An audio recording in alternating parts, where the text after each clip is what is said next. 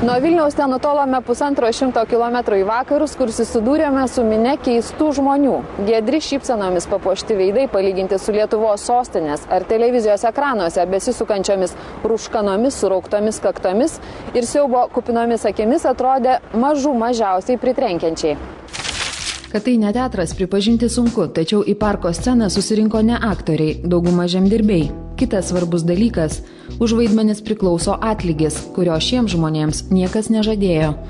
Tūkstančiams atsipūtusių natūraliai laimingų žmonių 5-6 valandų masuotė, tiek laiko kaip šnipai Balsas LT televizija komanda stebėjo susirinkusiuosius, gerai pakračiusi piniginę šiandien nesukrapštytų pinigų net Lietuvos kultūros ministerija.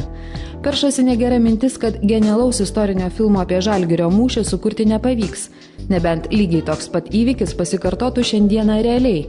Tai kam švaistyti pinigus? Bet grįžkime į keistą vietą, tai Šakiai. Čia vyksta įprasta derliaus šventė. Kyla negera mintis surasti ir šiame rajone problemų. Pakamantinėti susirinkusiuosius apie slepiamus vargus. Su visku patenkintas. Su visku patenkintas labai, kad tik taip būtų. Taip. Smagu labai čia. Geras čia, matot, kraštas geras, viskas užauga gerai, lygumos, dirvos derlingos. Tai taip ir gyvenam gerai. Jie nori gerai gyventi ir gerai gyvena, o kas nori, tas ir gyvena. Nedėjuoja, dirba, linksminasi. Nepavyksta. 25 taikiniai, jauni senyvo amžiaus su lazda ir net kiaurais batais, neišduoda mūsų susigalvotos paslapties, tarsi ji ir neegzistuotų. Šakių kraštas aplamai pasiturintys, šiek tiek gal taupesni.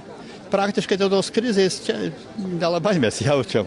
Visi labai ūkininkai, ar matė derlingo žemės, visi dėl to labai bagoti, nes taupus kaip suvalkiečiai. Matot, kiek dabar šiandien, žiūrėkit, išernieną uždyka ir kugelis, ir sriuba, ir ten bulvės, ir tos visus. Kiekvienį čia aš prisivalgiau pilnai vaikščiodams.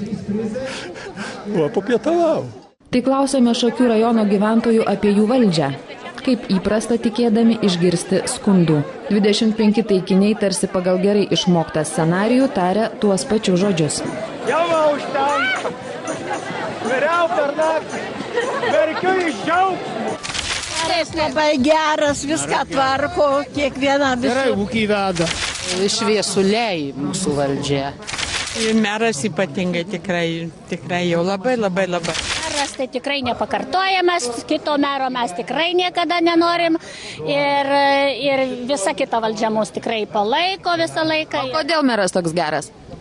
Nuoširdus žmogus. Pasirodo, nuoširdumas ir taip. Žemės vaikas.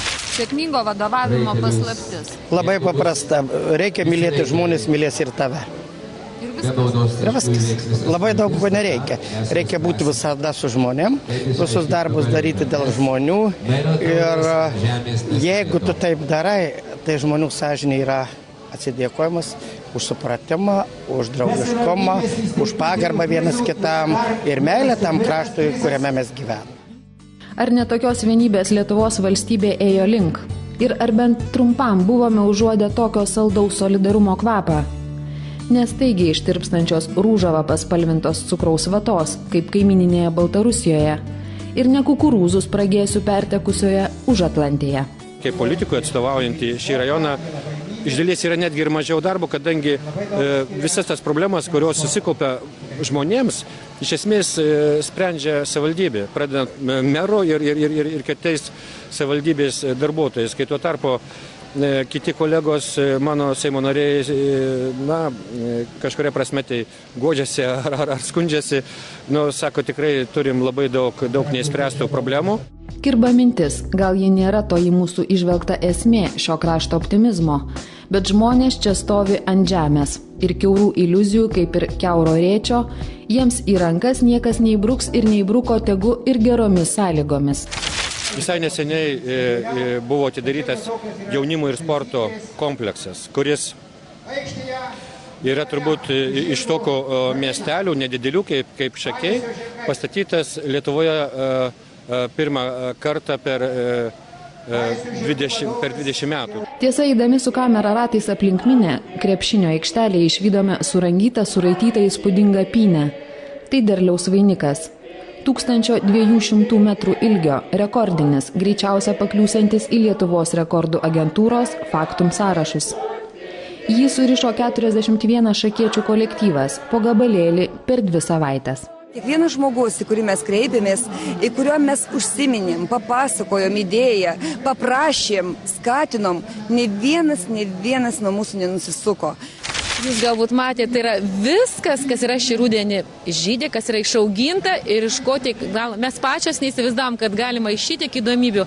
Nuo kopūstų, nuo grybų, iki kukurūzų, iki šieno, tiesiog ne visko neišvardinsim. Kolegų atliktas tyrimas, kurioje Lietuvos savivaldybėje žmonėms yra gera gyventi, parodė, Šakių rajono savivaldybė yra 5 vietoje, aplenkusi net ir didžiuosius miestus. Rajone santykinai nedaug bedarbių, mažas nusikalstamumas, žmonės jaučiasi saugus.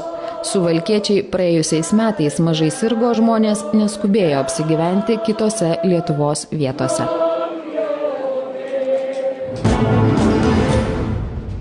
Linkime jums gero vakaro, mylėjai. Šakiškos stiprybės bei solidarumo, meilės, tikėjimo, kam ko trūksta ir susitikime po savaitės. Iki.